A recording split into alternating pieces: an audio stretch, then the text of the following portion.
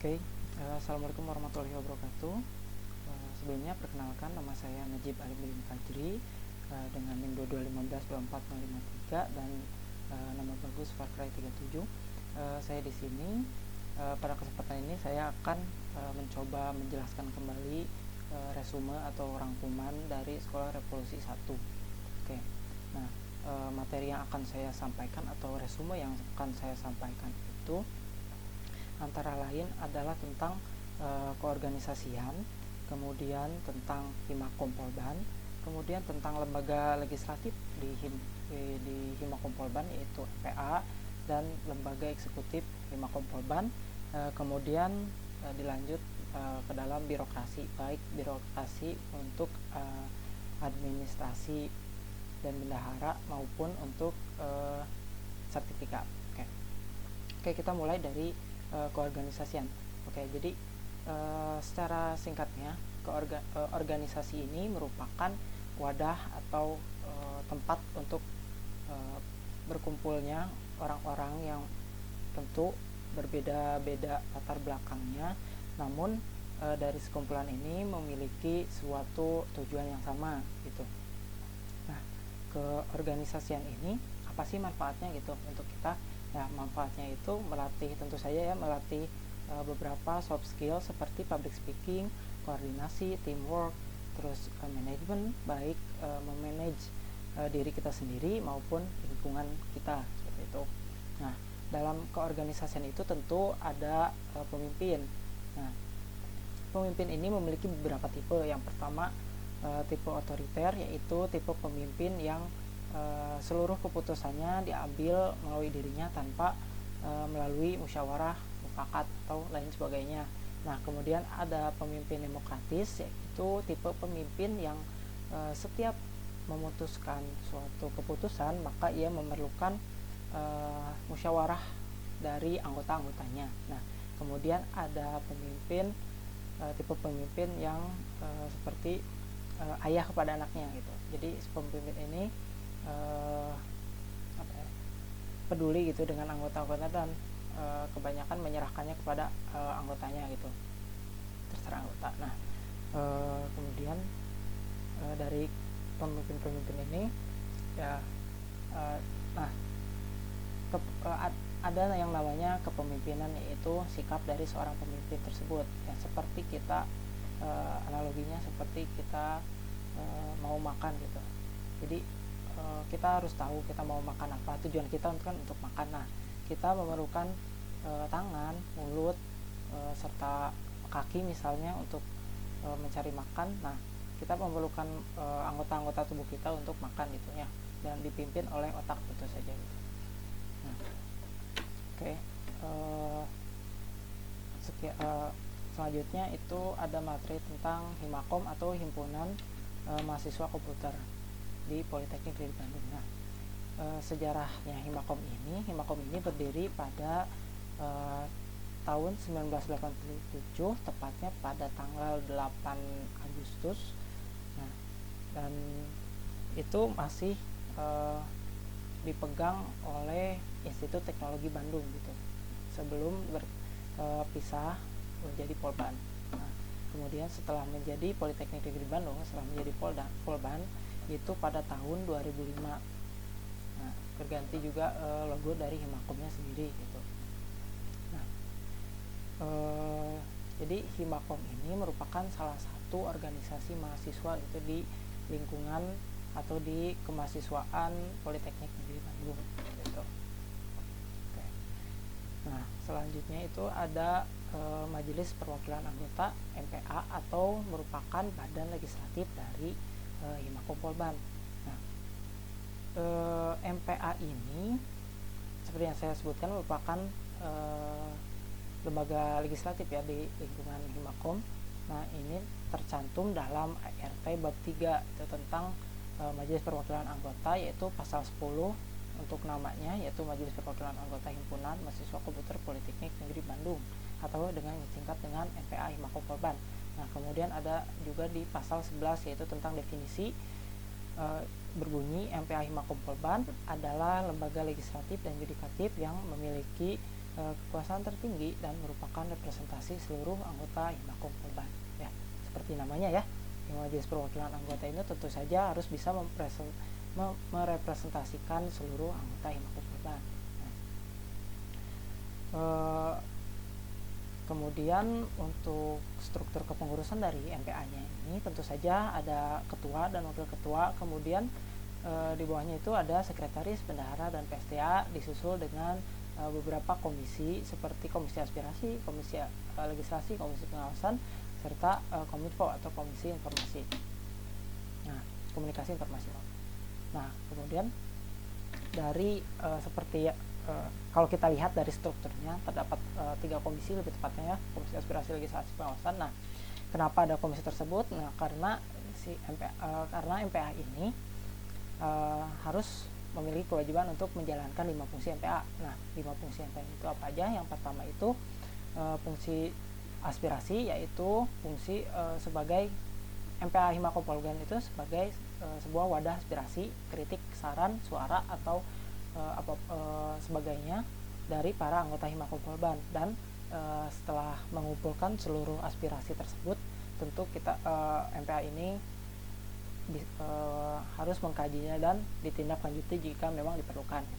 Nah, kemudian ada fungsi legislasi. Nah, tentu saja dari namanya saya sebutkan sebelumnya, MPA ini merupakan lembaga legislatif, tentu memiliki fungsi legislasi, yaitu untuk membuat produk-produk hukum atau peraturan dan undang-undang untuk mencapai kebutuhan dan visi dari Himakom Polban itu sendiri. Nah, kemudian ada fungsi yudikasi.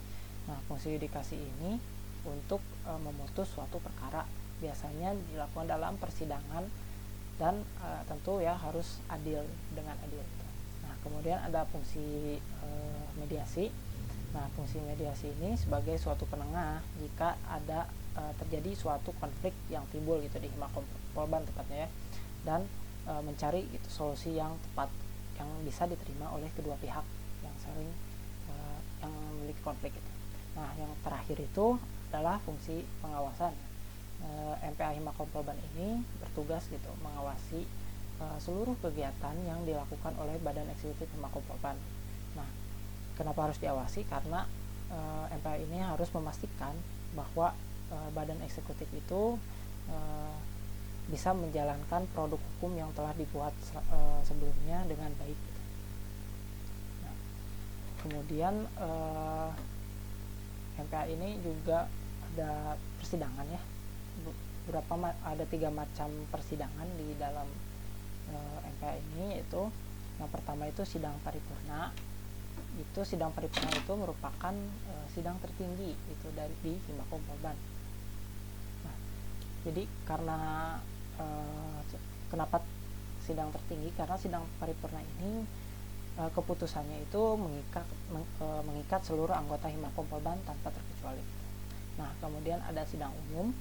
Nah, sidang umum ini biasanya digunakan dilaksanakan untuk pelantikan ketua MPA Himakom maupun ketua eksekutif Himakom gitu, Kahim atau Kampa.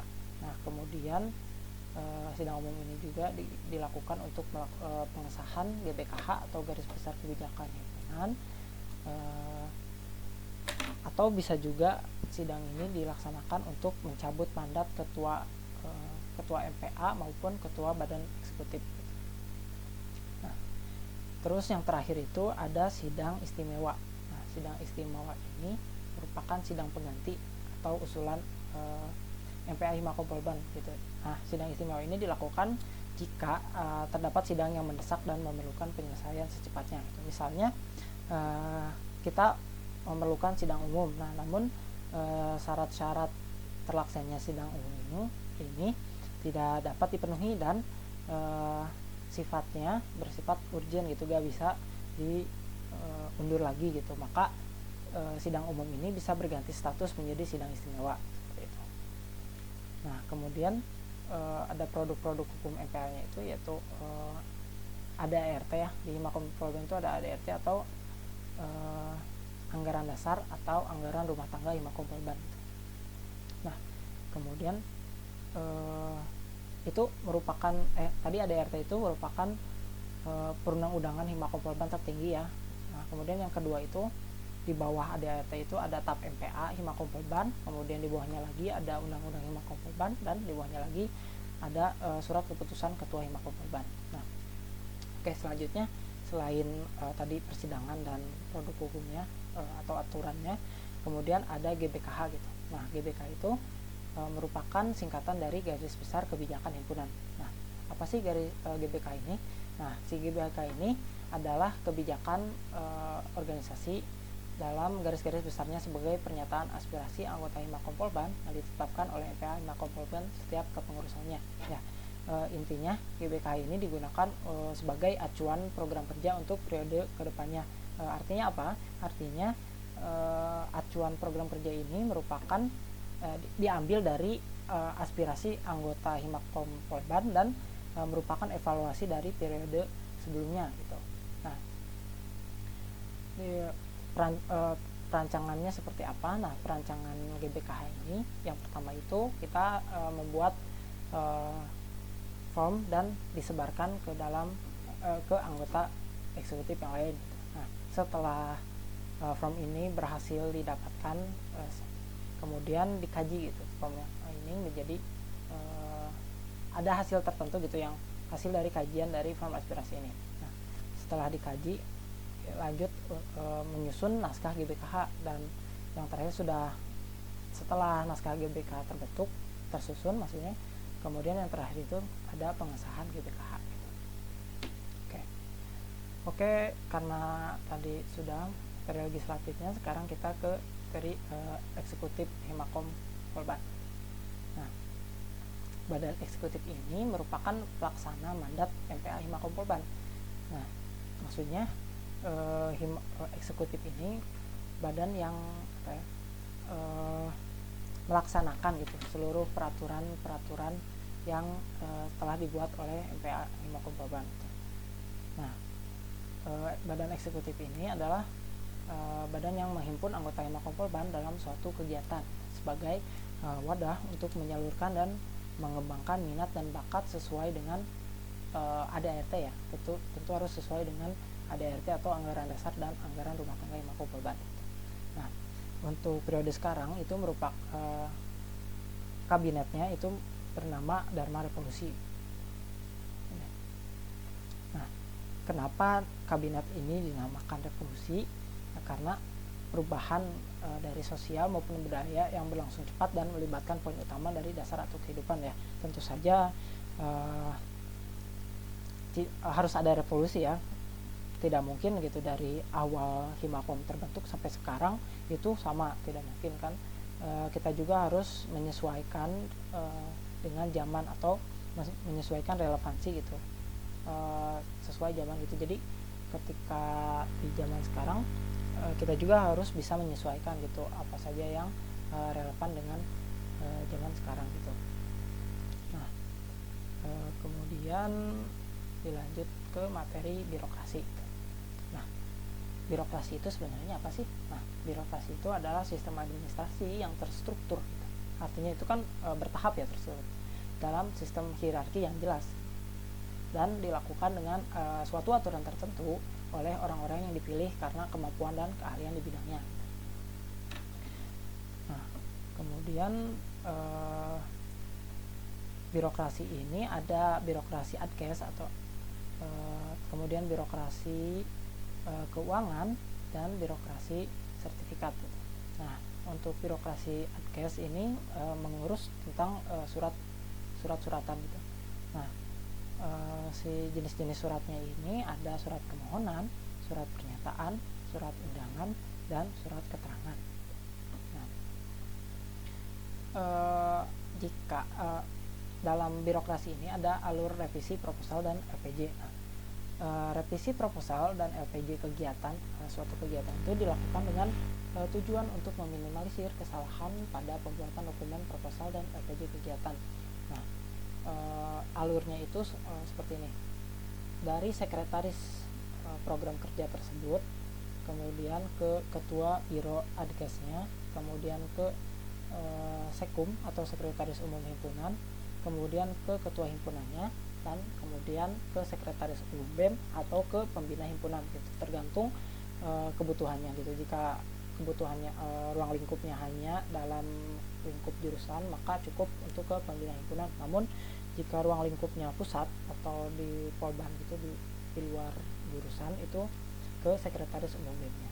Nah, setelah dokumen proposal dan LPJ bebas dari revisi yang diberikan, nah baru si proposal ini dapat mulai dilakukan tanda tangan untuk dilakukan pengajuan.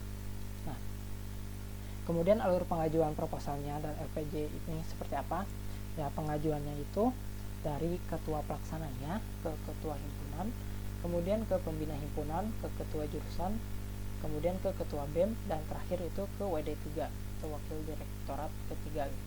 Nah, maksud alur pengajuan ini seperti apa ya? Sebenarnya minta tanda tangan dari pemangku kebijakannya. Nah, kemudian ada birokrasi keuangan. Nah, birokrasi keuangan itu mencakup proses perancangan RAB. Apa itu RAB? RAB itu merupakan singkatan dari rencana anggaran belanja.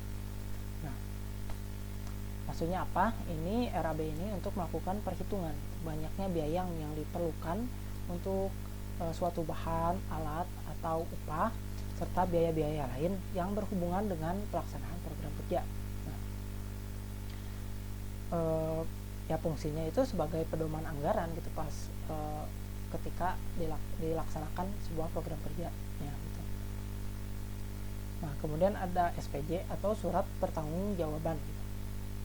SPJ ini merupakan bukti laporan yang berkaitan dengan kelengkapan administrasi pertanggungjawaban, penatausahaan keuangan, dan atau hasil realisasi kegiatan yang bersifat teknis dan khusus. Nah, kemudian ada syarat sah kwitansi. Syarat sah kwitansinya itu nilai nominal huruf dan angkanya harus sama, ya tentunya harus sama. Kemudian nilai huruf angka itu harus jelas dan tidak boleh ditipet atau correction liquid gitu, nggak boleh diputihkan, kemudian tidak boleh dicoret, ditindih, dan lain sebagainya gitu. Kemudian uraian untuk pembayarannya itu harus jelas. Kemudian pengadaan barang dan jasa di atas 5 juta tuh harus dilengkapi materai 10.000. Nah, terus dilengkapi dengan kwitansi format bendahara obat. Untuk proses pencairan dananya sendiri itu kwitansinya diserahkan kepada manajemen sebagai bentuk pertanggungjawaban kepada pengalaman. Kemudian SPJ-nya itu diserahkan kepada manajemen sebagai bentuk pertanggungjawaban kepada kemahasiswaan korban. Nah, jadi alurnya itu dari kwitansi pembelian asli, kemudian fotokopi sekali semua kwitansi pembelian aslinya, kemudian diserahkan kwitansi itu yang asli ya ke manajemen. Kemudian Ormawa mendapatkan kwitansi dari korban. Ormawa itu seperti kita ya, Himakom. Kemudian meminta kembali tanda tangan dan cap untuk kwitansi korban dari pihak penjual. Kemudian menyerahkan kembali kwitansi asli dan kwitansi korban ke manajemen, dan selesai. Nah, kemudian ada birokrasi sertifikat gitu. Nah, alur pembuatan sertifikat itu seperti apa? Jadi untuk pengajuan surat pengajuan permohonan pembuatan e-sertifikat itu untuk kegiatan proker BEM itu tanda tangan ketua pelaksana, kemudian ketua BEM-nya dan pembina Ormawa, kemudian wadirnya atau WD gitu, wakil direktoratnya. Nah, kemudian untuk kegiatan Ormawa itu tanda tangan ketua pelaksana, kemudian pembina Ormawanya, kemudian wakil direktoratnya. Nah, sementara untuk kegiatan jurusan itu tanda tangan ketua pelaksana, kemudian tanda tangan pembina Ormawa dan ketua jurusan, kemudian wakil direktur. Nah, kemudian dimasukkan ke dalam suatu link layanan kemahasiswaan dan dikirimkan ke email WD3 menggunakan email resmi dari Ormawanya tentunya.